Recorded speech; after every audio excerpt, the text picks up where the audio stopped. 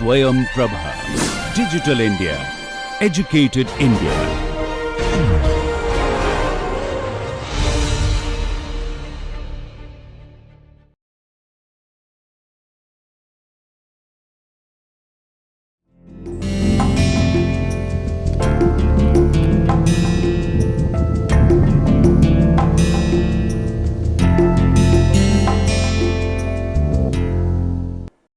नमस्कार, मैं श्रेष्ठ एक बार फिर से आप सभी का इस लेक्चर सीरीज़ में स्वागत करता हूं।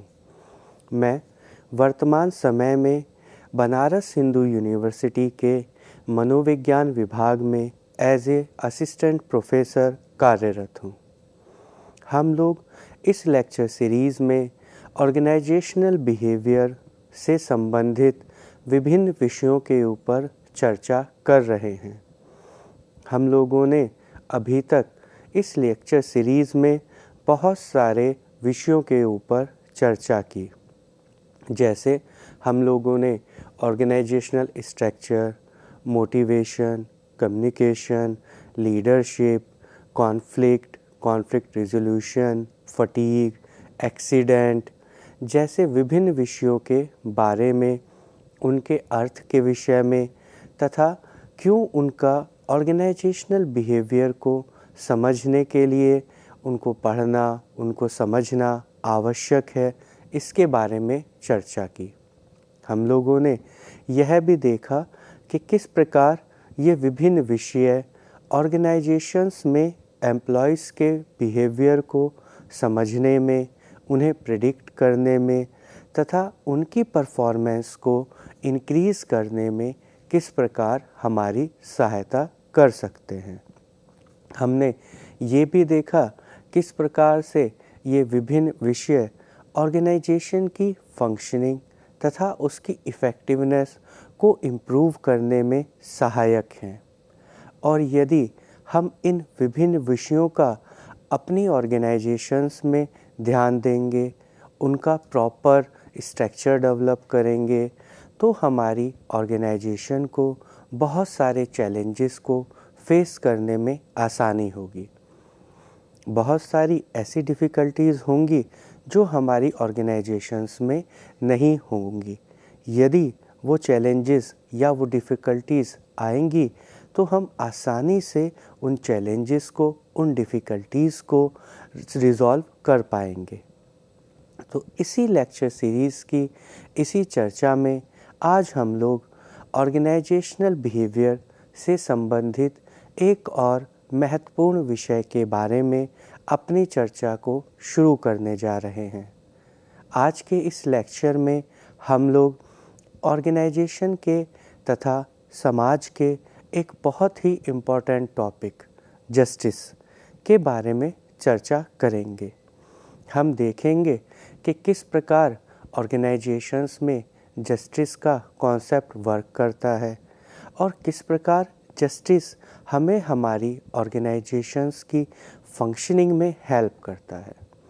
और यदि हम किसी कारणवश अपनी ऑर्गेनाइजेशन में जस्टिस के कॉन्सेप्ट को प्रभावी रूप से ऑपरेशनलाइज या इम्प्लीमेंट नहीं कर पा रहे हैं, तो किस प्रकार यह हमारे ऑर्गेनाइजेशन में कार्य करने वाले व्यक्तियों की परफॉर्मेंस तथा ऑर्गेनाइजेशन की एज ए होल परफॉर्मेंस को प्रभावित करता है।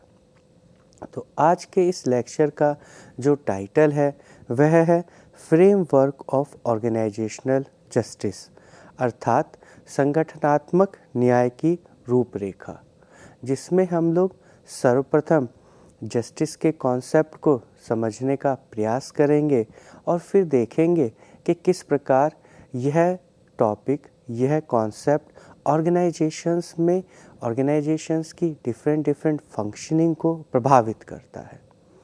तो आज के इस लेक्चर में हम सब लोग सामान्य रूप से पहले जस्टिस को परिभाषित करने का प्रयास करते हैं। तो आप देखेंगे कि यदि समाज में या जहाँ पर भी बहुत सारे ग्रुप्स एक साथ रहते हैं या कोई एक ग्रुप जिसमें काफ़ी मेंबर्स हों रहते हैं, तो वहाँ आप बार बार इस शब्द का उपयोग करते हुए लोगों को देखेंगे। कहेंगे कि यहाँ पर जस्टिस है, मेरे साथ जस्टिस हुआ। आप देखेंगे कि न्यूज़पेपर या जो न्यूज़ हैं उनमें भी एक बहुत ही महत्वपूर्ण टॉपिक की तरह इस पर डिस्कशन किया जाता है। यदि किसी व्यक्ति को ऐसा लगता है कि उसके साथ जस्टिस नहीं हुआ है, तो लोगों को समझ में आता है कि अब हमारे संगठन में या हमारे समाज में कोई विशेष तरह की लिमिटेशन है और हमें जल्द से जल्द इस लिमिटेशन को समाप्त करके जो जस्टिस है उसे प्रिवेल करना होगा। अर्थात जो जस्टिस का परसेप्शन है वह हमारे ग्रुप के, समाज के या ऑर्गेनाइजेशन के जो मेंबर्स हैं उनमें बढ़ाना होगा। यदि कोई भी व्यक्ति ऐसा कहता है या परसीव करता है कि उसके साथ इनजस्टिस हो रहा है, तो आप देखेंगे कि उसकी फंक्शनिंग, उसकी इफ़ेक्टिवनेस, उसकी कार्य करने की क्षमता, उसका लोगों के साथ व्यवहार बदलता चला जाता है और आप देखेंगे कि ये उसको नकारात्मक रूप से प्रभावित करता है। फॉर एग्ज़ाम्पल, यदि एक समाज है या एक ऑर्गेनाइजेशन है, माना उसमें 100 लोग काम कर रहे हैं या एक समाज में 1000 लोग रह रहे हैं, तो वो समाज या वो ऑर्गेनाइजेशन अपनी प्रॉपर फंक्शनिंग कब कर पाता है? जब उसके सभी व्यक्ति या उस ऑर्गेनाइजेशन में कार्य करने वाले सभी कर्मचारी एक सुचारू रूप से अपना कार्य करें।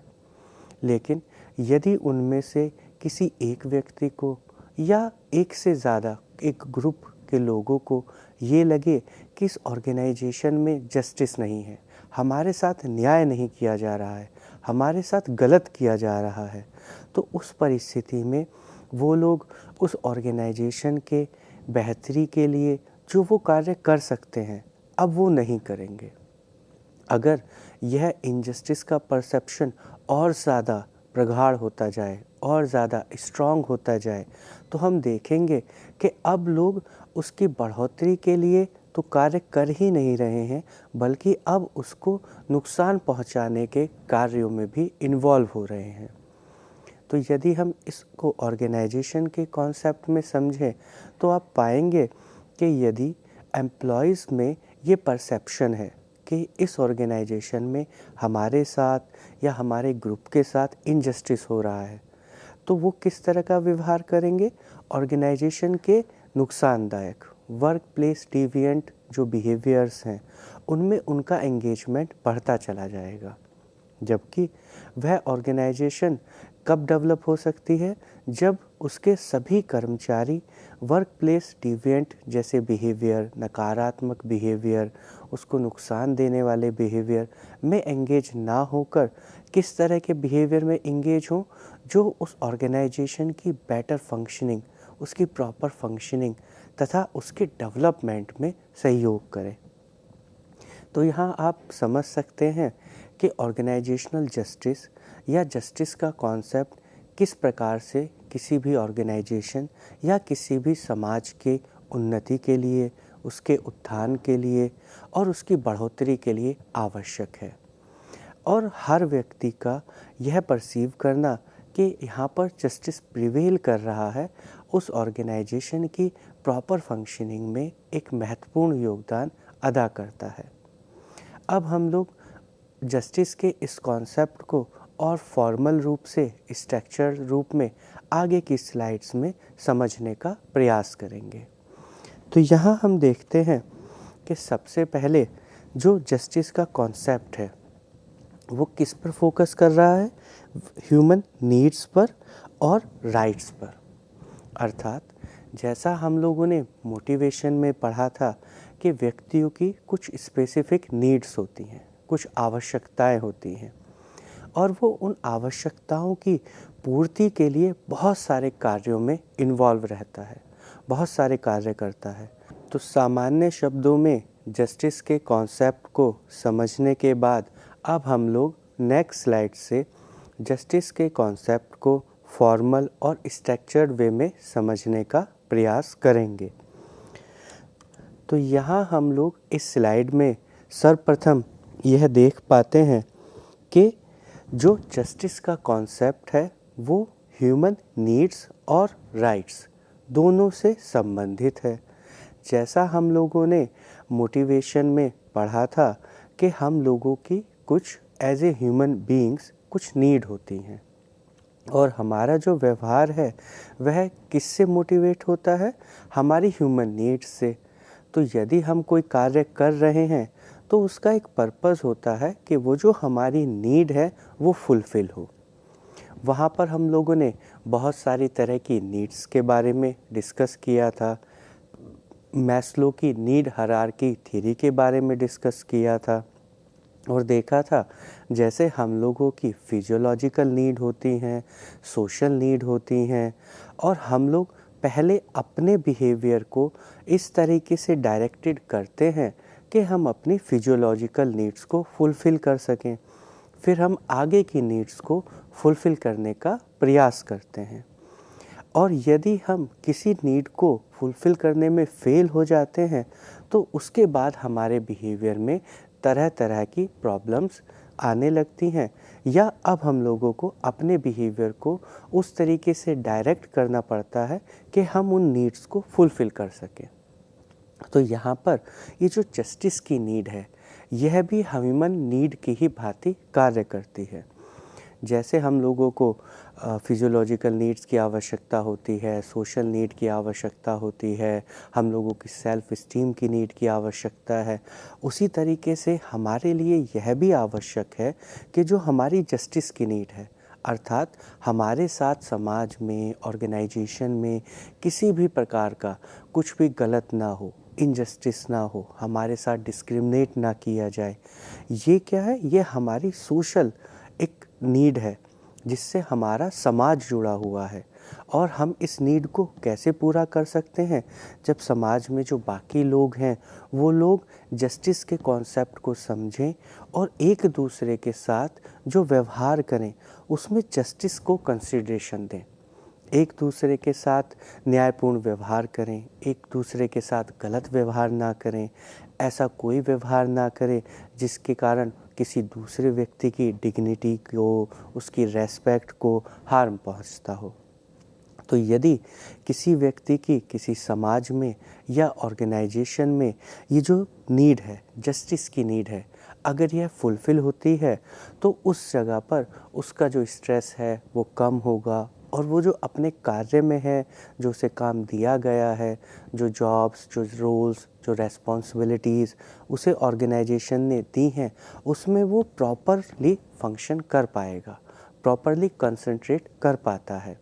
यदि उसकी ये नीड फुलफ़िल नहीं होती हैं तो वो हमेशा इस नीड के अनफुलफ़िलमेंट के पर्सपेक्टिव से अपने बिहेवियर को एक डिविएंट बिहेवियर की तरफ देखता जाएगा, या आप कहें कि उसका जो बिहेवियर है एक प्रॉपर फंक्शनिंग बिहेवियर के से हटकर डिविएंट बिहेवियर की तरफ डाइवर्ट होता चला जाता है। उसके बाद जो सेकंड है वह है राइट, अर्थात ये एक व्यक्ति की सामान्य नीड ही नहीं है, आवश्यकता ही नहीं है, ये उसका एक अधिकार भी है। अर्थात समाज का या ऑर्गेनाइजेशन का ये कर्तव्य बनता है कि वो जो उसका राइट है, जस्टिस का जो उसे राइट है, वो उसे प्रदान करें। कोई भी समाज, कोई भी ऑर्गेनाइजेशन या हायरार्की में बैठा कोई भी व्यक्ति यह नहीं कर सकता कि मैं आपके राइट्स को आपसे ले लूं। ये उनका अधिकार है। तो यदि मैं इस पोजीशन पर हूँ कि मैं आपके जो राइट्स हैं उन्हें आपको दिला सकूं या आपका ये परसेप्शन इस्टेब्लिश कर सकूं कि मैं आपको आपके अधिकार दे सक रहा हूं और दे रहा हूं, तो यह मेरा कर्तव्य बनता है कि मैं जस्टिस को प्रिवेल करूं अपनी ऑर्गेनाइजेशन में, अपने समाज में। अब उसके बाद जो सेकंड है वह है ह्यूमन वैल्यू, अर्थात हमारे जैसे बहुत सारी ह्यूमन वैल्यूज़ हैं, जैसे ऑनेस्टी, दूसरे की सपोर्ट करना, एल्ट्रुइज़्म, दूसरों पे दया दिखाना, या कोई परेशानी में है तो उसकी सहायता करना। उसी प्रकार से जस्टिस भी एक ह्यूमन वैल्यू है, जहाँ पर यह इस्टेब्लिश किया जाता है कि किसी भी व्यक्ति के साथ उसके अधिकार क्षेत्र में किसी भी तरह की कोई गलत या दुर्भावनापूर्ण व्यवहार ना किया जाए, उसकी किसी भी तरीके से उसका कोई अधिकार ना छीना जाए। यदि वह किसी चीज़ का हकदार है, उसे वो चीज़ मिलनी चाहिए, तो हम उसका हिस्सा ना ले लें। या अगर वो डिज़र्व करता है कि हाँ ठीक है, उसे इतने रिसोर्सेज़ को दिया जा सकता है या दिया जाना चाहिए उसके कर्तव्य, उसके काम के रेशो के हिसाब से, तो यहाँ पर अगर ऑर्गेनाइजेशन में जो हायरार्की में बाकी लोग हैं या उसके कलीग्स में भी कोई बाकी है, वो उससे उसका अधिकार ले ले, तो यहाँ पे हम किस चीज़ को वायलेट कर रहे हैं? हम जो ह्यूमन वैल्यूज़ हैं उनको वायलेट करेंगे। यानी किसी की भी ह्यूमन वैल्यूज़, उसके जस्टिस, उसके अधिकार क्षेत्र में जो उसका अधिकार है, जो उसे मिलना चाहिए, हम उससे उसको नहीं छीन सकते हैं। उसके बाद जो नेक्स्ट है वह है foundation of any social group. इसका क्या अर्थ है कि जब कोई समाज, कब कोई ग्रुप या जब कोई ऑर्गेनाइजेशन डेवलप होती है, तो उसे डेवलप करने के लिए बहुत सारे फाउंडेशंस या कुछ स्टोन्स होते हैं, फाउंडेशनल स्टोन होते हैं, जिनके ऊपर वो समाज, वो ग्रुप, वो ऑर्गेनाइजेशन टिकी होती है। यदि हम उनको हटा देंगे तो क्या होगा, वो पूरा समाज, वो पूरी ऑर्गेनाइजेशन कोलैप्स कर देगी। तो इसी में जो एक फाउंडेशन है या एक फाउंडेशन स्टोन है या एक फाउंडेशन का जो पिलर है, वह है जस्टिस। तो यदि समाज से आप जस्टिस के कॉन्सेप्ट को हटा दें, यदि ऑर्गेनाइजेशन से आप जस्टिस को हटा दें, तो होगा क्या, उस समाज में, उस ऑर्गेनाइजेशन में किओस हो जाएगा।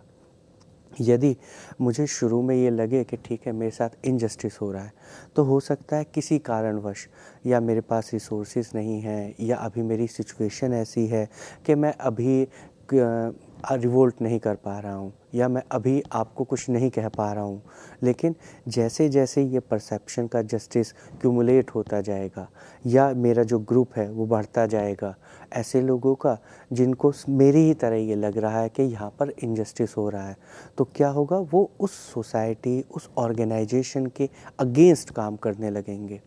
तो जब एक ग्रुप, हमारे समाज का या हमारी ऑर्गेनाइजेशन का एक ग्रुप उस समाज या उस ऑर्गेनाइजेशन के अगेंस्ट में काम करने लगेगा, तो होगा क्या, अब पूरी ऑर्गेनाइजेशन या सोसाइटी के जो रिसोर्सेज हैं वो हमें कहाँ यूज़ करने होंगे, कि अब इन लोगों ने जो नुकसान कर रहे हैं या फ्यूचर में हमारा नुकसान कर सकते हैं, उसको रोकने में। जबकि हम इन्हीं रिसोर्सेज को कहाँ इस्तेमाल कर सकते थे, ऑर्गेनाइजेशन में जस्टिस को प्रिवेल करने में। तो अगर हम जस्टिस के कॉन्सेप्ट को वहाँ पर इस्टेब्लिश करते, तो आज हमें ये प्रॉब्लम फेस ही नहीं करनी होती। तो जिन एम्प्लॉइज़ को हम लोग आज कंट्रोल करने की कोशिश कर रहे हैं, या वो जो हानि हमारी ऑर्गेनाइजेशन को पहुंचा सकते हैं उसको कंसिडरेशन कर रहे हैं, उसको एसेस कर रहे हैं, उसे कंट्रोल कर रहे हैं, उससे कहीं ज़्यादा बेहतर होता कि हम अपनी ऑर्गेनाइजेशन में जस्टिस को इस्टेब्लिश करते, ताकि ये सभी व्यक्ति एक दूसरे के साथ जुड़े रहते, एक दूसरे के साथ मिलकर कार्य करते, और एक दूसरे के लिए जो इनके अंदर नेगेटिव फीलिंग्स या एक दूसरे के अंदर के लिए जो जेलसी उत्पन्न हो गई है, या अपने जो हायर अथॉरिटीज़ हैं उनके लिए जो नेगेटिव फीलिंग्स इनके अंदर डेवलप हुई है, वो डेवलप नहीं होती और ऑर्गेनाइजेशन प्रॉपरली फंक्शन करती रहती। अब नेक्स्ट है फेलियर, अर्थात यदि किसी व्यक्ति को ये परसीव होता है कि उसके साथ इनजस्टिस हो रहा है, अर्थात जस्टिस फेल हो जाता है, तो क्या होता है, ये लीड किसको करेगा, ये आगे चल के धीरे धीरे धीरे क्या परसेप्शन डाल रहा है इंसान के अंदर, कि अब उसकी लाइफ मीनिंगलेस है। तो आप देखिए, जो व्यक्ति ये मानते हैं कि उनके साथ इनजस्टिस हो रहा है, वो कहते हैं कि हमारी लाइफ का कोई मतलब नहीं है। क्यों? हमें जस्टिस मिल ही नहीं रहा है, हमारे साथ गलत हो रहा है, अब हमारी लाइफ का कोई मतलब नहीं है, बस हम जी रहे हैं। अगर ऑर्गेनाइजेशन में इस तरह का परसेप्शन हमारे एम्प्लॉइज़ में है, तो उनकी जो प्रोडक्टिविटी है, इफ़ेक्टिवनेस है, वो बहुत सडनली एकदम धीरे धीरे डाउन होती चली जाएगी। क्यों? क्योंकि वो अब अपनी जॉब से, अपनी लाइफ से एक मीनिंग ड्रॉ नहीं कर पा रहे हैं। तो यदि मैं किसी ऑर्गेनाइजेशन में कार्य कर रहा हूँ और मुझे लग रहा है कि यहाँ पे मेरे साथ इनजस्टिस हो रहा है, तो मुझे क्या लगेगा, मेरे यहाँ कार्य करने का कोई अर्थ नहीं है, मेरी लाइफ का, मेरी इस ऑर्गेनाइजेशन में मेरे इस रोल का कोई मीनिंग नहीं है। तो जब मैं मीनिंग ड्रॉ नहीं कर पा रहा हूँगा तो मैं अपनी जॉब के साथ, अपनी ऑर्गेनाइजेशन के साथ कनेक्ट नहीं फील करूँगा, अपनी ऑर्गेनाइजेशन के ऑब्जेक्टिव के साथ कनेक्शन या आइडेंटिफिकेशन फील नहीं करूँगा। और क्या होगा, या तो मैं बस सो जो कुछ भी एवरेज मैं अपना काम करता रहूँगा, बहुत मन लगा के अपना काम नहीं करूँगा।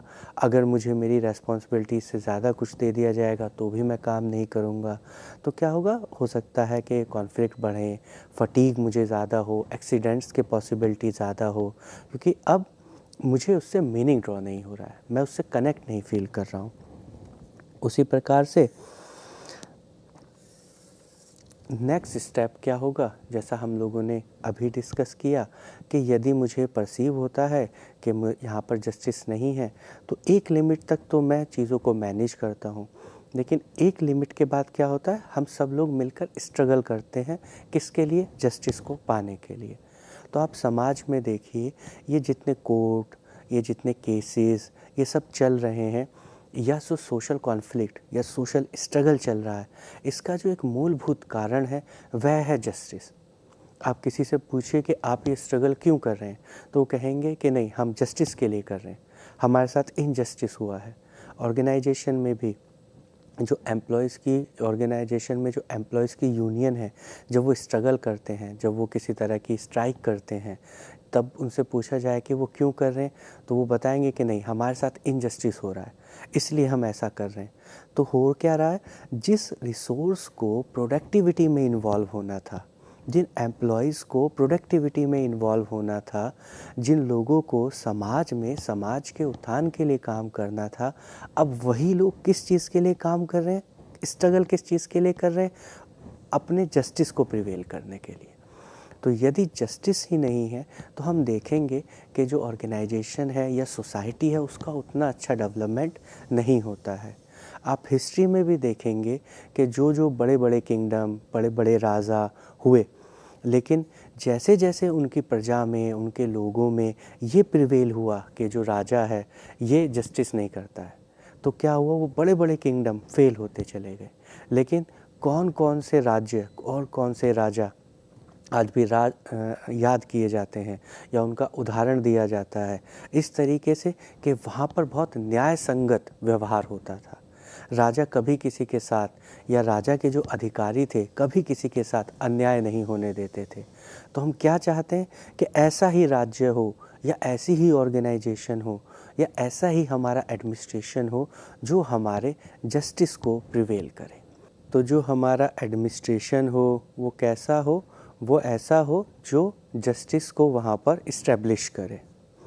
तो ये जो जस्टिस शब्द है, इसकी जो उत्पत्ति है वो कहाँ से हुई है, लैटिन शब्द जंगरी से, जहाँ पर जो इसका अर्थ है वह है टू बाइंड या टू टाई टुगेदर, अर्थात ऐसी चीज़ जो हमारे जो ग्रुप के मेंबर्स हैं, जो हमारी ऑर्गेनाइजेशन के मेंबर्स हैं, उन्हें क्या कर रहा है, उन्हें बांध रहा है, उन्हें एक दूसरे के साथ जोड़ रहा है। जैसा हम लोगों ने जब ग्रुप और ग्रुप बिहेवियर को पढ़ा था तो देखा था कि जो सोशल इंटरेक्शन है उससे क्या हो रहा है, उससे हमारे ग्रुप के मेंबर एक दूसरे के साथ मिलजुल रहे हैं, एक दूसरे के बारे में जानकारी एकत्र कर रहे हैं, और सोशल इंटरेक्शन के थ्रू वो एक दूसरे के साथ जुड़ते चले जा रहे हैं। तो यहाँ पर हम देखेंगे कि यदि सोशल इंटरेक्शन में आपके जस्टिस ना हो, एक दूसरे के साथ आप जब इंटरेक्ट करें तो जस्टिस का परसेप्शन ना हो, एक दूसरे के साथ डिस्क्रिमिनेट करें, तो क्या होगा, वो जो सोशल इंटरेक्शन है वो आपको बाइंड नहीं कर पाएगा। तो सोशल इंटरेक्शन के साथ साथ ज़रूरी है कि वहाँ पर जस्टिस भी हो। या अगर आप देखें कि आप कैसी जगह पर रहना प्रेफर करते हैं जहाँ पर जस्टिस हो रहा हो, तो यदि आपको पता चले कि इस ऑर्गेनाइजेशन में जस्टिस नहीं किया जाता लेकिन किसी दूसरी ऑर्गेनाइजेशन में जस्टिस है, तो आप क्या करेंगे, उस ऑर्गेनाइजेशन में स्विच कर देंगे। आप देखिए जस्टिस का या फेयर प्रेफरेंस का या फेयर बिहेवियर का कितना योगदान रहता है कि यदि स्पोर्ट्स में भी आप देखिए तो क्या बताते हैं लोग कि नहीं ठीक है, इन लोगों ने बहुत फेयरली प्ले किया, और उन्हें फेयरली प्ले करने का एक अलग से प्राइज़ या एक अलग से पोजीशन दी जा रही है। इसी तरीके से डिफरेंट डिफरेंट इंडेक्स तैयार किए जाते हैं जिसमें ये इस्टेब्लिश किया जाता है कि ये जो समाज है या ये जो ऑर्गेनाइजेशन है ये कितने जस्टिस के कॉन्सेप्ट को प्रिवेल कर रहे हैं या इनका बिहेवियर कितना न्यायपूर्ण है। तो होगा क्या कि वो लोग एक दूसरे के साथ जुड़ते चले जाएंगे। क्यों? क्योंकि वहाँ पे अन्याय की फीलिंग नहीं हो रही है। मुझे लग रहा है कि मेरे साथ ये सभी लोग मिलकर न्याय कर रहे हैं, तो मैं क्या करूँगा, इन लोगों के साथ अपनापन फील करूँगा, इन लोगों के साथ जुड़ाव फील करूँगा। क्यों? क्योंकि ये मेरी जो जस्टिस की नीड है उसे फुलफ़िल कर रहे हैं। उसके बाद जो जस्टिस का कॉन्सेप्ट है या जो जस्टिस के लिए हम लोग स्ट्रगल करते हैं, यह ज़रूरी नहीं है कि सिर्फ हमारा जो फोकस है वो अभी प्रेजेंट पर ही हो। यहाँ हमारा फोकस फ्यूचर के लिए भी होता है। अर्थात कि जब हम जस्टिस के लिए स्ट्रगल कर रहे हैं तो हम यही नहीं देख रहे हैं कि सिर्फ हमारा इससे नुकसान हो रहा है। हमारा पर्सपेक्टिव क्या होता है कि यदि आज हम जस्टिस के लिए स्ट्रगल नहीं करेंगे तो आने वाली पीढ़ियों को भी इसी तरह के बिहेवियर से या इसी तरह के प्रोसेस से गुज़रना होगा। तो जिस तरीके से आज हमें पेन हो रहा है, आज हमें प्रॉब्लम हो रही है, आने वाली पीढ़ी को भी यही पेन, यही प्रॉब्लम होगी।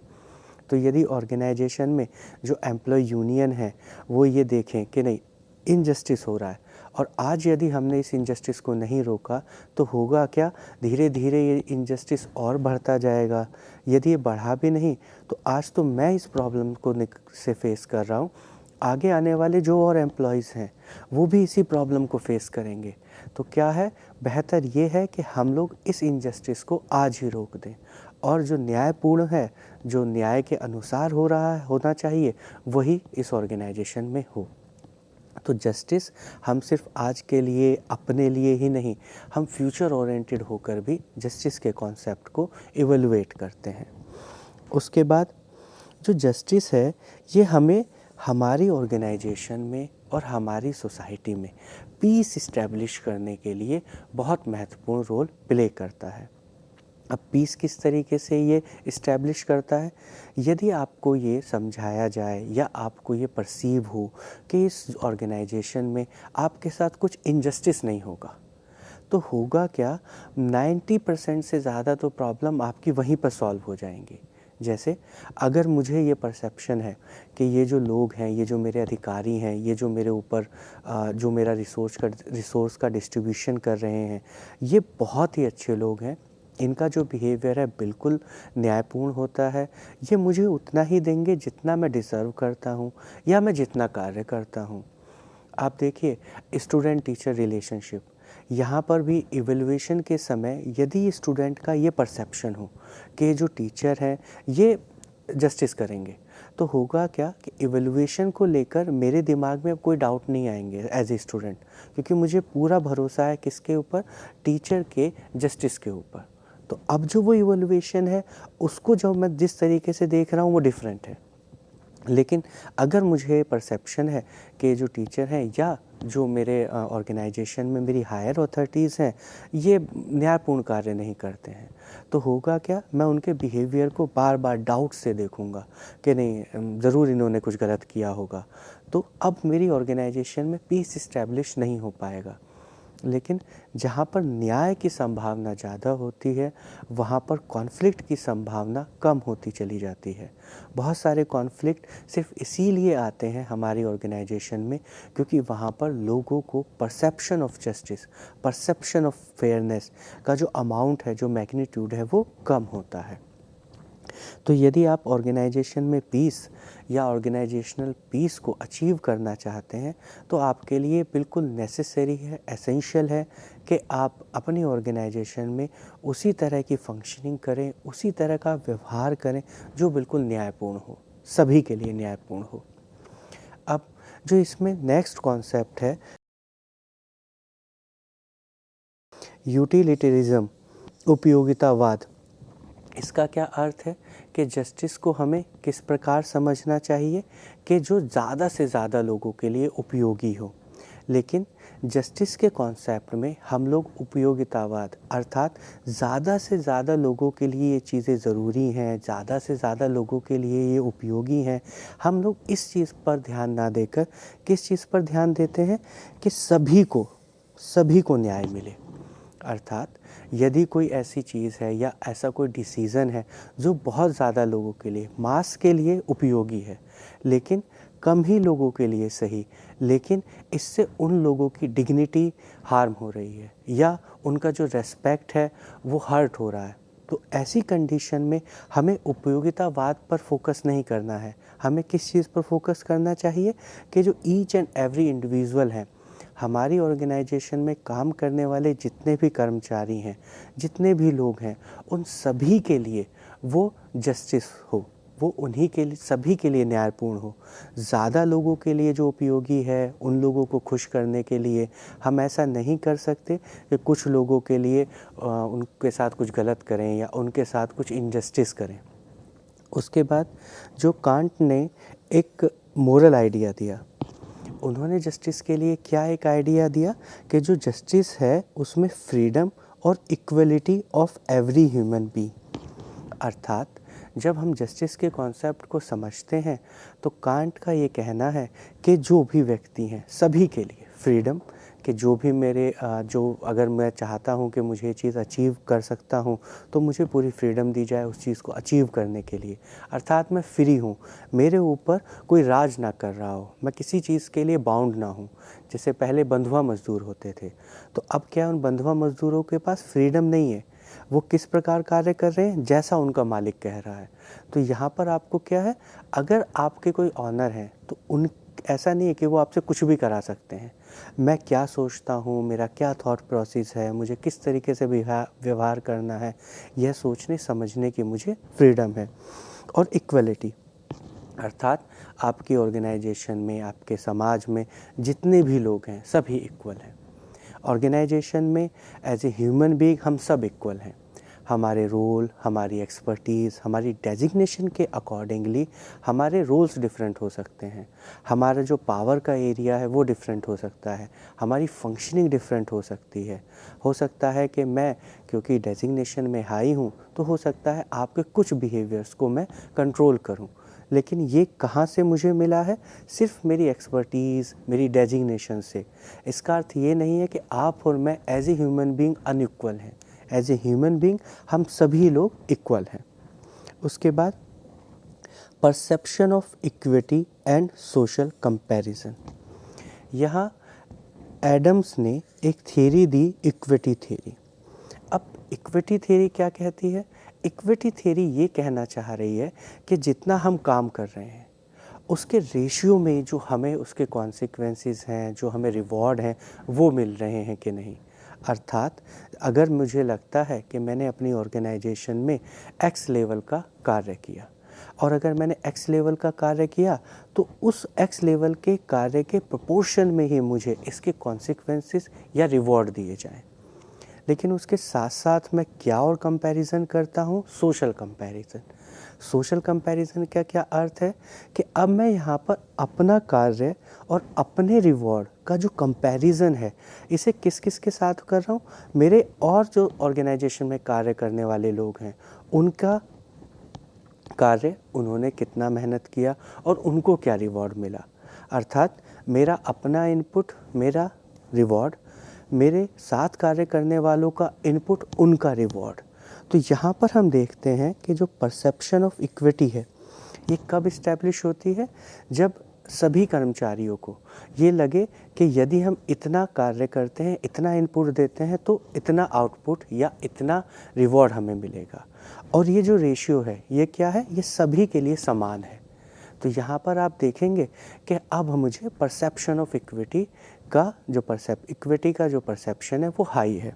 लेकिन यदि मुझे लगे कि अगर मैं इतना कार्य करता हूँ तो मुझे कम रिवॉर्ड मिलता है, लेकिन यदि दूसरा व्यक्ति कार्य करता है उतना ही तो उसे ज़्यादा रिवॉर्ड मिलता है, तो अब मुझे कैसी फीलिंग होगी? अब मुझे लगेगा कि इनजस्टिस हो रहा है, इक्विटी नहीं है। तो यहाँ पर हम ये भी देखते हैं कि जो हमारी वर्क परफॉर्मेंस है, मोटिवेशन है और सेटिस्फैक्शन है, ये किस चीज़ का एक आउटकम हो सकता है या किस चीज़ पर आधारित होता है? Perception of equity.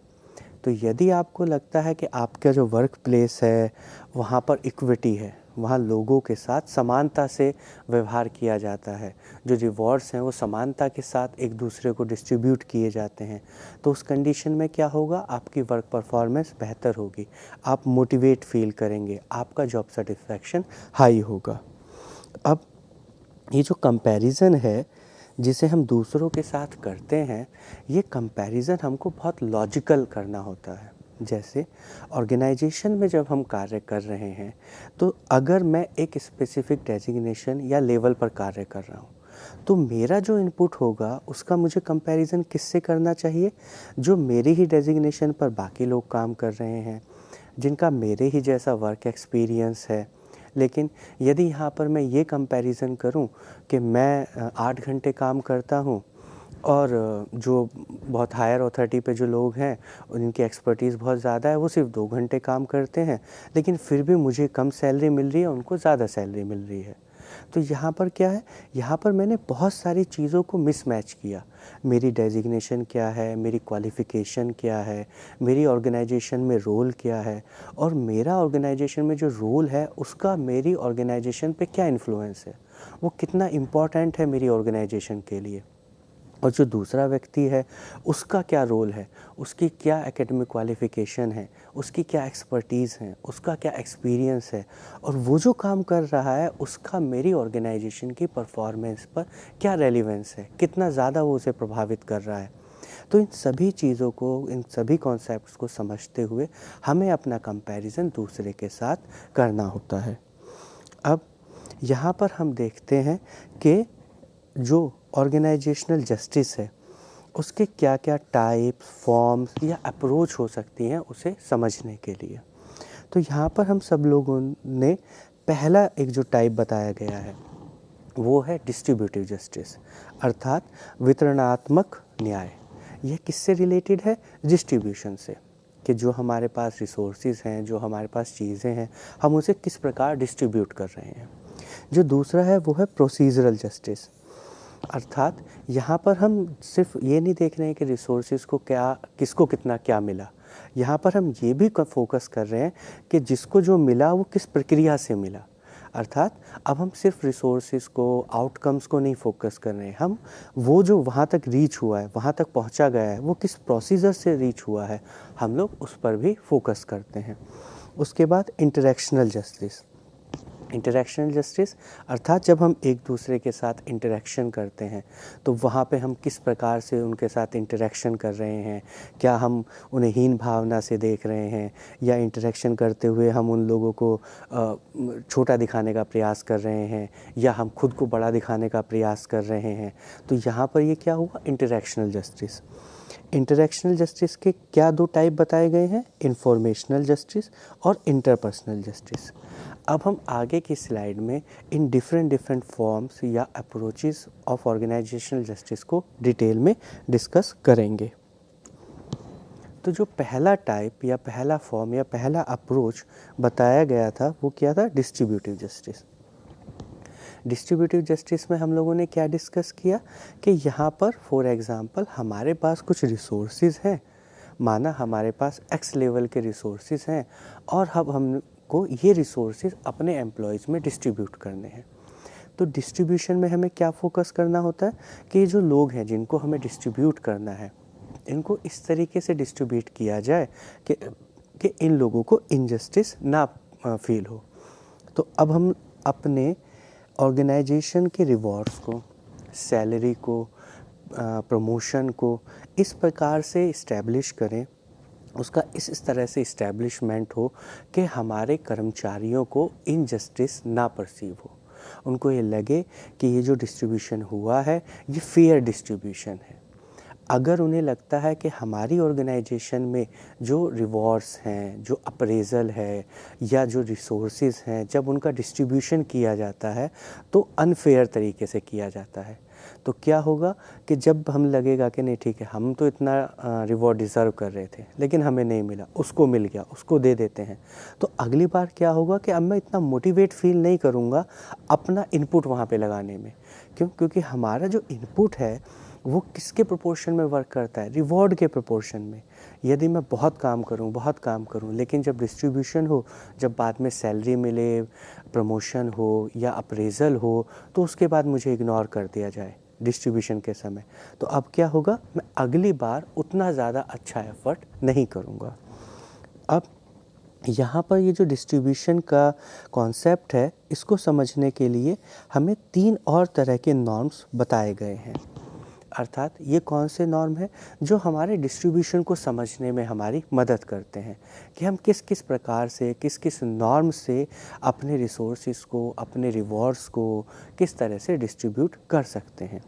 तो यहाँ पर जो पहला नॉर्म है वह है इक्विटी नॉर्म। जैसा एडम्स ने हमें बताया कि इक्विटी कहाँ पर लाई करती है? इक्विटी तब लाई करती है जब जो रेशियो है एफर्ट का और जो रिवॉर्ड का वो इक्वल हो।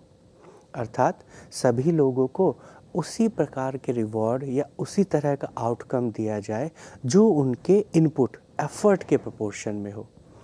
तो यदि अगर मैं अपनी ऑर्गेनाइजेशन में 10 घंटे काम कर रहा हूँ, मेरा इतना इनपुट आ रहा है, तो बाकी लोग भी यही इनपुट दे रहे हैं, तो हम लोगों का जो रिवॉर्ड हो, जो आउटकम हो, वो समान हो। उसके बाद इक्वलिटी का नॉर्म। इक्वलिटी का नॉर्म क्या कहलाता है कि ऑलमोस्ट या अप्रोक्सीमेटली जो डिस्ट्रीब्यूशन हो वो इक्वल हो। जैसा हम समाज में कॉमनली डिस्कस करते हैं कि सभी लोगों को इक्वली डिस्ट्रीब्यूट किया जाए।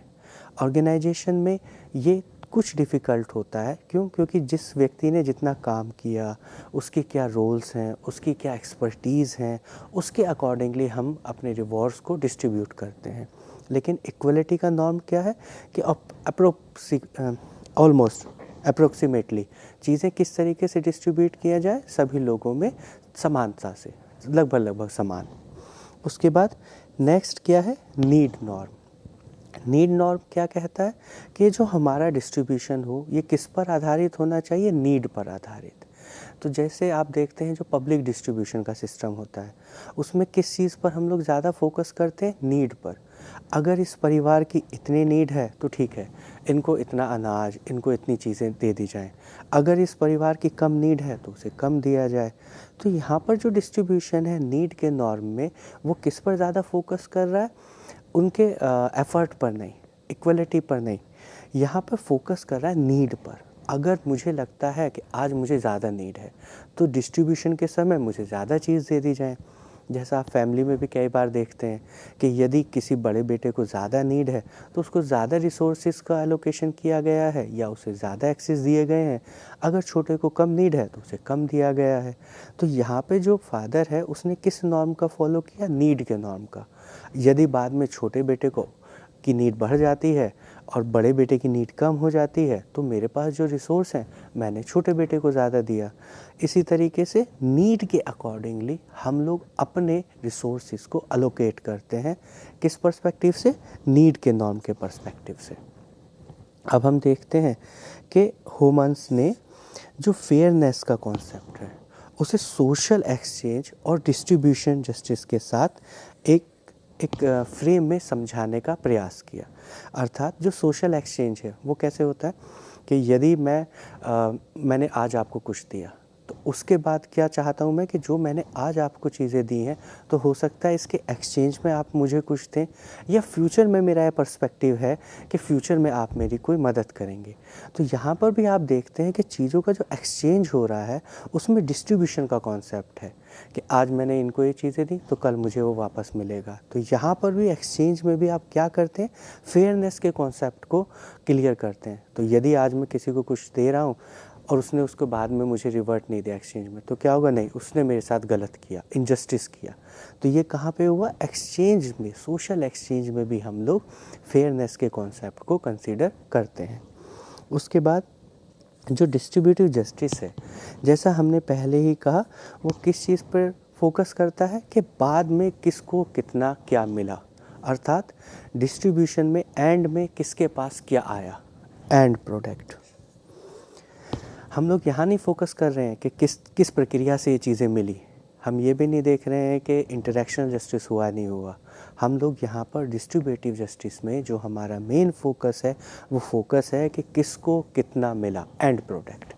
तो यदि एंड प्रोडक्ट आपको लग रहा है कि नहीं ठीक है चलो बाकी सब तो क्या उन्होंने किया क्या नहीं किया, क्या उन्होंने प्रोसीजर अपनाया क्या नहीं अपनाया, हमें उससे मतलब नहीं है, हमें किस चीज़ से मतलब है कि हमें जो मिला वो हमें लग रहा है कि जस्टिस से मिला। तो यहाँ हमारा जो पर्सपेक्टिव पूरा का पूरा हुआ वो डिस्ट्रीब्यूशन का पर्सपेक्टिव हुआ। अब हम लोग आगे देखते हैं जो नेक्स्ट पर्सपेक्टिव है, नेक्स्ट अप्रोच है to understand the organisational justice. वो किस पे फोकस कर रही है? प्रोसीजर पर, प्रक्रिया पर। अर्थात अब हम एंड प्रोडक्ट के साथ साथ या एंड प्रोडक्ट से भी ज़्यादा किस पे फोकस कर रहे हैं? उस प्रोसीजर पर, उस प्रोसीजर पर जिससे डिस्ट्रीब्यूशन हुआ या जिससे चीज़ें डिसाइड हुई, जो डिसीज़न लिए गए, जिससे फंक्शनिंग प्रिपेयर की गई। तो यहाँ पर हम लोग प्रोसीजरल जस्टिस में मीन्स पर फोकस करते हैं, उस प्रक्रिया पर फोकस करते हैं एंड प्रोडक्ट से भी ज़्यादा। तो अब यहाँ पर क्या हो सकता है?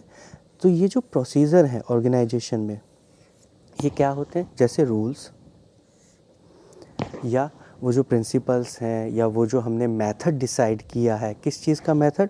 इवैल्यूएशन का या डिस्ट्रीब्यूशन का, वो फेयर है कि नहीं है, सभी के लिए इक्वल है या नहीं है। तो यहाँ पर हम लोग क्या देख रहे हैं? जैसे आप किसी से बात कीजिए कि या क्लास में आप कॉमनली आप देखिए बच्चे क्या कह सकता है कि नहीं ठीक है मुझे नंबर कम मिले, लेकिन अगर उसे ये कंसेप्ट क्लियर हो कि जो मार्किंग का जो मेथड है वो बिल्कुल इक्वल है, बिल्कुल फेयर है, या इसे आप दूसरे एग्जांपल से समझिए कि अगर ये पता चले कि जो क्वेश्चंस हैं ये ऑब्जेक्टिव क्वेश्चंस थे और जो कॉपी है वो जो आपकी आंसर शीट है OMR शीट है वो किससे चेक हुई? कंप्यूटर से चेक हुई। तो अब आप क्या नहीं कह सकते कि नहीं हमारी मार्किंग में इनजस्टिस हुआ है, ये नहीं कह सकते। क्यों? क्योंकि जो प्रोसीजर है मार्किंग का वो पूरा का पूरा फेयर है, सभी के लिए एक जैसा है।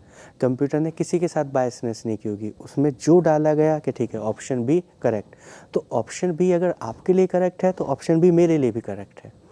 तो आप देखते हैं कई बार यदि क्वेश्चन या क्वेश्चन का जो आंसर है वो गलत हो जाता है फीड, तो आपको ये भी पता है कि अगर बी का आंसर सी होना चाहिए था, सी ऑप्शन सही था, बी किसी वजह से सही हो गया, तो अब सभी को इक्वल मार्क्स मिलेंगे या सभी का एक एक नंबर कट जाएगा। अगर 100 नंबर का क्वेश्चन पेपर था तो हो सका अब 99 में सबको मिलेगा, क्योंकि ये प्रोसीजर बिल्कुल फेयर है। तो इस कंडीशन में अब आपके पास ये परसीव करने का कि मेरे साथ अनफेयर हुआ नहीं होगा। तो अब क्या है, स्टूडेंट किसी भी तरह के ऐसे स्ट्रगल में, कॉन्फ्लिक्ट में इन्वॉल्व नहीं होंगे जो ये साबित करे कि नहीं ठीक है इवैल्यूएशन का प्रोसीजर गलत था। या अगर आपको लगता है कि आपके टीचर ने जिस तरीके से मार्किंग की है वो बहुत क्लियरली मेंशन्ड है, उसका एक प्रोसीजर है कि आपने अगर इतने वर्ड्स लिखे हैं तो आपको इतने मार्क्स मिले हैं, एक सैम्पल आंसर है, उस सैम्पल आंसर से रिलेटेड आपको मार्किंग की गई है और वो जो प्रोसीजर अपनाया गया है वो बिल्कुल क्लियर है, तो आप किसी भी तरीके का इनजस्टिस का परसेप्शन इस्टेब्लिश नहीं कर सकते हैं। इसी तरीके से जैसे आप ऑर्गेनाइजेशन में देखते हैं जब आपका परफॉर्मेंस अप्रेज़ल हो रहा है तो परफॉर्मेंस अप्रेज़ल का जो मेथड है, जो पूरी की पूरी प्रक्रिया है, यदि आप उसमें देखते हैं कि ऑब्जेक्टिविटी है, बहुत क्लियर रूल्स हैं, बहुत क्लियर प्रोसीजर है और उस क्लियर प्रोसीजर के माध्यम से अप्रेज़ल किया जा रहा है। जैसे टीचर्स हैं तो उनका अपार जब भरना है तो अपार भरने के एक बिल्कुल बेसिक रूल्स हैं, बेसिक प्रिंसिपल्स हैं और उन्हीं के बेसिस पर अप्रेज़ल किया जा रहा है। तो यहाँ पर क्या होगा, वो जो प्रोसीजर क्योंकि बहुत फेयर है इसीलिए इनजस्टिस का जो परसेप्शन है वो प्रिवेल नहीं हो पाएगा। अब मुझे ये परसेप्शन नहीं होगा कि मेरे साथ गलत हुआ। अब आगे हम लोग देखते हैं कि प्रोसीजरल जस्टिस के क्या क्या डिटर्मिनेंट्स हैं। तो जो प्रोसीजरल जस्टिस है उसके जो डिटर्मिनेंट्स हैं वो हमें बताए गए। पहला है कंसिस्टेंसी। कंसिस्टेंसी का क्या अर्थ है कि अलग अलग टाइम पीरियड पर सभी लोगों के साथ जो वो प्रोसीजर है वो कंसिस्टेंट है, सेम है। आज कल परसों, मेरे लिए, तुम्हारे लिए, किसी और के लिए, ये जो प्रोसीजर यूज़ किया गया है बिल्कुल सेम है। सेकंड है बायस सप्रेशन, जैसा अभी हम लोगों ने एग्जाम्पल में दिया कि यदि आपको ये पता चले कि आपका जो इवैल्यूएशन है वो कंप्यूटर ने किया और आपको ये पता है कंप्यूटर के सब्जेक्टिव प्रेजुडिस नहीं है, कोई सब्जेक्टिव एक्सपीरियंसेस नहीं है, तो उसने आपकी कॉपी चेक करते हुए या इवैल्यूएशन करते हुए कोई बायसनेस नहीं की होगी। तो अब क्या है, अब आपके पास जो परसेप्शन है वो जस्टिस का परसेप्शन है, क्योंकि इवैल्यूएटर के कोई भी प्रेजुडिस या बायसनेस इवैल्यूएशन में नहीं आए हैं। उसके बाद फिर है जैसे इंफॉर्मेशन एक्यूरेसी। इंफॉर्मेशन एक्यूरेसी का क्या अर्थ है कि ये जो हमारे पास इंफॉर्मेशन है उस प्रोसीजर को, वो जो प्रोसीजर जिस इंफॉर्मेशन पर इस्टेब्लिश है या वो जो प्रोसीजर है उसमें जो इंफॉर्मेशन ली गई है वो हम ये परसीव कर रहे हैं कि ट्रुथ है। तो जैसे आप जब कभी कहीं अपना रिपोर्ट जमा करते हैं या अपना कोई बिहेवियर शो करते हैं तो आप उसमें डिक्लेरेशन लिखते हैं, कहते हैं कि जितना अभी तक मेरी नॉलेज के अकॉर्डिंगली जो इतनी इन्फॉर्मेशन इसमें भरी गई है वो सब सच है। तो उससे क्या है, हमारे प्रोसीजर में जो हमारा जस्टिस का कॉन्सेप्ट है वो इनकॉर्पोरेट हो रहा है। उसके बाद करेक्टेबिलिटी। करेक्टेबिलिटी का क्या अर्थ है? करेक्टेबिलिटी का अर्थ है कि यदि कोई प्रोसीजर बना है तो हो सकता है उसमें कुछ गलतियां रह गई हों, तो यहाँ पर मैं ये क्या इंश्योर कर रहा हूँ कि अगर मुझसे कुछ गलती हुई है तो आप बता सकते हैं कि मुझसे गलत हुआ है, अब मैं उसे रिकरेक्ट करूँगा। तो यहाँ पे करेक्टेबिलिटी की पॉसिबिलिटी है। उसके बाद रिप्रेजेंटेटिवनेस। रिप्रेजेंटेटिवनेस का क्या अर्थ है कि जितने उस डिसीज़न से, उस प्रोसीजर से रिलेटेड स्टेक होल्डर हैं या जो भी उससे अफेक्ट हो रहा है, अब मैं क्या करूँगा, उनके जो रिप्रेजेंटेटिव हैं उनको भी वहाँ पे रखूँगा। तो उससे क्या होता है, जैसे आप देखेंगे कि जो डिफरेंट मार्जिनलाइज्ड ग्रुप हैं सोसाइटी में या ऑर्गेनाइजेशन में, उनके रिप्रेजेंटेटिव्स को भी प्रोसीजर में रखा जाता है। तो बाकी लोगों को अब ये क्या परसेप्शन हो रहा है कि हाँ जस्टिस है, हमारे रिप्रेजेंटेटिव भी वहाँ पर थे। उसके बाद एथिक्स। एथिक्स का यहाँ पर क्या अर्थ है कि जो मोरल स्टैंडर्ड्स हैं उन्हें फॉलो किया गया है, किसी के साथ झूठ नहीं बोला गया है, किसी के साथ डिसेप्शन नहीं किया गया है, जो मोरल एथिकल जो प्रिंसिपल्स हैं उनको फॉलो करते हुए ये प्रोसीजर इस्टेब्लिश किया गया है। तो यहाँ पर हम लोगों ने प्रोसीजरल जस्टिस के कॉन्सेप्ट को डिटेल में डिस्कस किया। अब हम लोग आगे क्या डिस्कस कर रहे हैं, इंटरैक्शनल जस्टिस। इंटरैक्शनल जस्टिस किस पर फोकस कर रहा था, जैसे डिस्ट्रीब्यूटिव डिस्ट्रीब्यूशन पर, प्रोसीजर प्रक्रिया पर जिससे वो चीज़ें इस्टेब्लिश की गई। यहाँ जो इंटरैक्शनल जस्टिस है उसका मेन फोकस है इंटरपर्सनल, अर्थात आप किसी के साथ कैसा व्यवहार कर रहे हैं। आप बहुत सामान्य शब्दों में इसे समझिए, जैसे आपने किसी को कोई चीज़ दी, माना यहाँ पर 5 लोग थे और मेरे पास 5 रुपये थे, मैंने सबको 1-1 रुपया डिस्ट्रीब्यूट किया। यहाँ पर मैंने डिस्ट्रीब्यूटिव जस्टिस इस्टेब्लिश किया कि देखिए मैंने सभी को बराबर दिया है, लेकिन जब मैंने उसे दिया वो प्रोसीजर क्या यूज़ किया था, वो मैंने प्रोसीजर जस्टिस से इस्टेब्लिश किया। लेकिन अब मैंने जिस तरीके से इन लोगों को दिया है कि ठीक है ये तुम्हारा, नहीं तुम डिज़र्व करते थे, वो जो इंटरेक्शन मैंने डेवलप किया उन लोगों के साथ, यहाँ पर आप देखिए हो सकता है किसी को मैंने हीन भावना से देखा हो, किसी को मैंने सुपीरियरिटी की फीलिंग दी हो, इस इंटरेक्शन में ही जस्टिस का कॉन्सेप्ट लाई कर रहा है। तो आप देखिए, आप बहुत सी बार एक दूसरे से शिकायत करते हैं कि नहीं वो हमारे साथ व्यवहार नहीं करता है ठीक से, हमें छोटा दिखाने का प्रयास करता है या कोई किसी को बड़ा दिखाने का प्रयास करता है। तो यहाँ पर हम लोग क्या कर रहे हैं, अपने इंटरेक्शन में ही लोगों के साथ अन्याय या न्याय शो कर रहे हैं।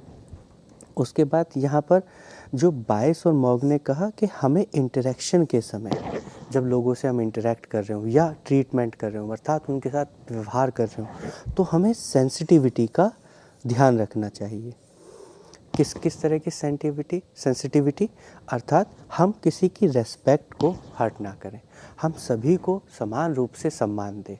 मेरी डेजिग्नेशन के अकॉर्डिंगली हो सकता है मैं इस पोजीशन पे हूँ, लेकिन एज ए ह्यूमन बीइंग जब मैं आपके साथ बिहेव करूँगा, इंटरेक्ट करूँगा, आपके साथ व्यवहार करूँगा, तो क्या मुझे रेस्पेक्ट से आपके साथ व्यवहार करना है। पोलाइटली सब व्यवहार किया जाए। तो हमें किस चीज़ की सेंसिटिविटी अपने दिमाग में रखनी होती है, इन डायमेंशंस की, एक्सेप्टेंस। सभी को हम समान रूप से एक्सेप्ट करें। किसी को आने की अनुमति है, किसी को आने की अनुमति नहीं है, तो एक्सेप्टेड, सभी को एक्सेप्ट करना, दूसरों की प्राइवेसी को इम्पोर्टेंस देना और सभी की डिग्निटी को इम्पोर्टेंस देना। तो ये सारी चीज़ें हमें कहाँ पर इस्टेब्लिश हो रही है? इंटरेक्शन में। ये हम डिस्ट्रीब्यूट नहीं कर सकते, ये हमारे प्रोसीजर से नहीं हम इस्टेब्लिश कर सकते, ये सारी चीज़ें हमारे इंटरेक्शन में इनकॉर्पोरेटेड हैं। अब उसके बाद है इंफॉर्मेशनल जस्टिस, अर्थात हम इंफॉर्मेशन में किस तरीके से इनजस्टिस कर सकते हैं? जब हमारा जो कम्युनिकेशन चैनल हो उसमें ही बायसनेस हो। जैसे अगर मेरे पास कोई इन्फॉर्मेशन है और वो इन्फॉर्मेशन मेरा ये रोल है कि मैं आपको वो इन्फॉर्मेशन दूं, लेकिन मैं इन्फॉर्मेशन इस तरीके से दे रहा हूँ कि हाफ ऑफ द इन्फॉर्मेशन दे रहा हूँ, या इन्फॉर्मेशन में बहुत एम्बिग्यूटी क्रिएट कर रहा हूँ, या आपको इन्फॉर्मेशन होल्ड कर ली मैंने कुछ देर के लिए, जब दिया आपको, जब उस इन्फॉर्मेशन को लेकर आप अब कोई बहुत ज़्यादा कुछ नहीं कर सकते। या जैसे कल आपको एक असाइनमेंट सबमिट करना है, मैं शाम तक उस इन्फॉर्मेशन को होल्ड किया और जब आप जा रहे हैं तो उसके बाद कहते नहीं आपको ये असाइनमेंट सबमिट करना था, ऊपर से बताया गया था, तो इन्फॉर्मेशन को थोड़ी देर होल्ड कर लिया। तो अब उसके बाद जब वो जा रहा है तो अब ये डिफ़िकल्ट है कि वो नेक्स्ट डे तक उस असाइनमेंट को कैसे पूरा करेगा। तो यहाँ पे मैंने क्या किया, इन्फॉर्मेशन को इसी तरीके से यूटिलाइज़ किया है कि दूसरे के साथ मैं जस्टिस कर रहा हूँ या इनजस्टिस कर रहा हूँ। तो ये जैसे एम्बिग्यूटी इन्फॉर्मेशन में डालना, आधी इन्फॉर्मेशन देना, आधी ना देना, या इन्फॉर्मेशन को होल्ड कर लेना, ये सब किसके पार्ट हैं? इंफॉर्मेशनल जस्टिस के। अब हम देखते हैं कि जो इंटरेक्शनल जस्टिस है वो किन किन कारकों से निर्धारित होता है। तो जो इंटरेक्शनल जस्टिस है उसमें जैसे पहला है एक्सप्लेनेशन। एक्सप्लेनेशन का क्या अर्थ है? एक्सप्लेनेशन का अर्थ है कि जो प्रोसीजर हमने लिया है उसको हम एक्सप्लेन करें, जस्टिफाई करें, किस किस तरीके से हमने इस चीज़ को अचीव किया है। दूसरा है सोशल सेंसिटिविटी। सोशल सेंसिटिविटी का क्या अर्थ है? सोशल सेंसिटिविटी का अर्थ है कि हम एक दूसरे की डिग्निटी, प्राइवेसी, उसकी रेस्पेक्ट को इम्पोर्टेंस दें। उसके बाद थर्ड वन है कंसिडरेशन। कंसिडरेशन का क्या अर्थ है कि जो दूसरे के इश्यूज़ हैं, जो दूसरे के प्रॉब्लम्स हैं, जो दूसरे के विचार हैं, उनको क्या है, हम उनको कंसीडर करें। आपकी ये प्रॉब्लम है, आपके इशू हैं, तो अब मैं उनको कंसीडर कर रहा हूँ। उसके बाद है एम्पैथी। एम्पैथी का क्या अर्थ है? एम्पैथी का अर्थ है कि जो इंडिविजुअल है, जिसकी प्रॉब्लम है, मैं उसकी प्रॉब्लम को उसके बिहाफ पे समझूं, उससे पहले आइडेंटिफाई करूं कि अच्छा आपकी ये प्रॉब्लम है, अब मैं उसकी तरह उस प्रॉब्लम के बारे में सोचूं, तो अब क्या जनरेट होगा मेरे अंदर? एम्पैथी जनरेट होगी। तो यहाँ हम लोगों ने इंटरेक्शनल जस्टिस के जो मुख्य निर्धारक हैं, जो डिटर्मिनेंट्स हैं, उनके बारे में डिस्कशन किया। अब हम लोग देखते हैं कि जो जस्टिस या इनजस्टिस है उसके क्या क्या कॉन्सिक्वेंसेस हो सकते हैं, वो किस प्रकार से हमारी ऑर्गेनाइजेशन को प्रभावित कर सकती है। तो इसमें पहला है मोटिवेशन। मोटिवेशन, क्योंकि जो जस्टिस है वो आपके अंदर कैसी फीलिंग डेवलप करता है? आइडेंटिफिकेशन की फीलिंग, कि ठीक है ये ऑर्गेनाइजेशन किसकी है? मेरी ऑर्गेनाइजेशन है। मैं किसके लिए काम कर रहा हूँ? इनके लिए काम कर रहा हूँ। तो मैं और ज़्यादा मोटिवेट होता हूँ। ऑर्गेनाइजेशन में यदि हमें पीस इस्टेब्लिश करना हो तो हमें क्या करना होगा? हमें ऑर्गेनाइजेशन में जो जस्टिस है उसके कॉन्सेप्ट को इस्टेब्लिश करना होगा। तो यदि जस्टिस का इस्टेब्लिशमेंट है वहाँ पर, तो ऑर्गेनाइजेशन में पीस होगा, ज़्यादा कॉन्फ्लिक्ट नहीं होंगे। अगर ऑर्गेनाइजेशन में जस्टिस है तो कॉन्फ्लिक्ट की क्या होगी? पॉसिबिलिटी कम होती चली जाएगी। उसके बाद ग्रुप बिहेवियर। जिन ग्रुप्स में, जिन ऑर्गेनाइजेशन में जस्टिस प्रिवेल रहता है, जस्टिस इस्टेब्लिश होता है, वहाँ पे क्या, वो जो ग्रुप है उसका जो बिहेवियर है वो ग्रुप बिहेवियर की तरह वर्क करता है। तो लोग अब यहाँ क्या करेंगे? अपने साथ साथ अपने ग्रुप की परफॉर्मेंस पे भी फोकस करेंगे। क्यों? क्योंकि उनके अंदर परसेप्शन किस चीज़ का है? फेयर परसेप्शन है कि हाँ यहाँ पर फेयरनेस होती है। तो ये ग्रुप कैसा है? मेरा है। अब मैं इस ग्रुप के लिए ग्रुप के साथ साथ मिलकर काम करूँगा। तो ऑर्गेनाइजेशन में ग्रुप बिहेवियर की क्या इंपॉर्टेंस है, हम लोगों ने लास्ट के लेक्चर्स में समझा। तो हम जस्टिस के थ्रू व्यक्तियों का जो ग्रुप बिहेवियर है उसे और ज़्यादा बढ़ा सकते हैं। Identification with organisation. आप देखिए, यदि आपके साथ कहीं इनजस्टिस हो और कोई आके आपको जस्टिस करे तो आप क्या करते हैं? उसके साथ आइडेंटिफिकेशन फील करते हैं, उससे आइडेंटिफाई करते हैं। तो यदि आपको लगता है कि इस ऑर्गेनाइजेशन में जस्टिस है, तो आप क्या करेंगे, उस ऑर्गेनाइजेशन के साथ जुड़ा हुआ उस ऑर्गेनाइजेशन को अपना मानेंगे, और कभी भी कोई प्रॉब्लम होगी तो क्या होगी, अपनी ऑर्गेनाइजेशन के साथ खड़े रहेंगे। वर्क स्ट्रेस, जहाँ पर इनजस्टिस ज़्यादा होता है वहाँ के एम्प्लॉयज़ में स्ट्रेस का लेवल हाई पाया जाता है। लेकिन जैसे जैसे अगर आपको लगता है कि हाँ, हमारी ऑर्गेनाइजेशन में जस्टिस का कॉन्सेप्ट है, जस्टिस इस्टेब्लिश है, तो होगा क्या, आपका जो वर्क रिलेटेड स्ट्रेस है वो कम होते चले जाएंगे। क्यों, आपको पता है कि जो प्रोसीजर है वो फेयर है, जो डिस्ट्रीब्यूशन है वो फेयर है, यहाँ पर लोग एक दूसरे के साथ कैसे इंटरेक्ट करते हैं, बहुत फेयरली इंटरेक्ट करते हैं, समानता से देखते हैं, एक दूसरे के साथ मिसबिहेव नहीं करते हैं। तो होगा क्या, मेरा स्ट्रेस लेवल वहाँ रहने पर कम रहेगा। सेटिस्फैक्शन, जो ओवरऑल लाइफ का सेटिस्फैक्शन है, जो ओवरऑल जॉब का सेटिस्फैक्शन है, जहाँ पर आपको लग रहा है कि हाँ ठीक है, ये जो मुझे रिवॉर्ड्स मिले ये बिल्कुल फेयर थे, ये लोग जिस तरीके से मेरे साथ व्यवहार कर रहे हैं वो भी बिल्कुल जस्टिस से जुड़ा हुआ है, ये जो प्रोसीजर है ये भी पूरा जस्ट फेयर है। तो यहाँ पे क्या है, यहाँ मुझे सेटिस्फैक्शन की फीलिंग होगी और मेरा life satisfaction, job satisfaction improve होगा। एम्प्लॉय वेलबींग, जब आपका स्ट्रेस कम होगा, सेटिस्फैक्शन कम होगा, तो क्या होगा, आपकी जो होलिस्टिक वेलबींग है एज ए एम्प्लॉय वेलबींग, वो क्या होगी, और ज़्यादा बढ़ जाएगी। तो आप देखेंगे कि जहाँ पर जस्टिस है, जिस सोसाइटी में, ऑर्गेनाइजेशन में, वहाँ के एम्प्लॉयज़, वहाँ के लोग ज़्यादा अच्छे से काम करते हैं, ज़्यादा सेटिस्फाइड फील करते हैं, उनकी वेलबींग और ज़्यादा अच्छी होती है। तो आज के इस लेक्चर में हम लोगों ने ऑर्गेनाइजेशनल जस्टिस, ऑर्गेनाइजेशनल जस्टिस के डिफरेंट अप्रोचेस, डिफरेंट फॉर्म्स के बारे में डिस्कशन किया और ये देखा कि ऑर्गेनाइजेशनल जो जस्टिस है उसके क्या क्या कॉन्सिक्वेंसेस ऑर्गेनाइजेशन में हो सकते हैं। इसी प्रकार से और जस्टिस का मेज़रमेंट, लेकिन जब हम जस्टिस को मेज़र करते हैं तो मेज़रमेंट में जस्टिस में जो प्रॉब्लम आती है वो आती है सोशल डिज़ायरेबल। तो जैसे यदि आप किसी से पूछेंगे कि हाँ ठीक है, क्या ये सब चीज़ें आपकी ऑर्गेनाइजेशन में होती हैं, तो चूँकि आपको पता है कि क्या जस्टिस है, क्या जस्टिस नहीं है, तो उस समय जो आपके आंसर्स होते हैं वो मोस्टली इस तरह के आंसर होते हैं जो सोशल डिज़ायरेबल आंसर हैं। तो जब हमें ऑर्गेनाइजेशन में जस्टिस को मेज़र करना होता है तो हमें बहुत ही स्मार्टली, बहुत ही स्टैंडर्डाइज वे से, स्टैंडर्डाइज प्रोसीजर के थ्रू ऑर्गेनाइजेशनल जस्टिस को ऑर्गेनाइजेशंस में मेज़र किया जाता है। तो आज के इस लेक्चर में हम लोगों ने ऑर्गेनाइजेशनल जस्टिस के कॉन्सेप्ट पर डिटेल में चर्चा की। आगे के लेक्चर्स में हम लोग ऑर्गेनाइजेशनल बिहेवियर से संबंधित और विषयों के ऊपर इस चर्चा को जारी रखेंगे। तो आज के इस लेक्चर में हमारे साथ जुड़े रहने के लिए आप सभी का बहुत बहुत धन्यवाद। आप सभी का दिन शुभ हो। Thank you.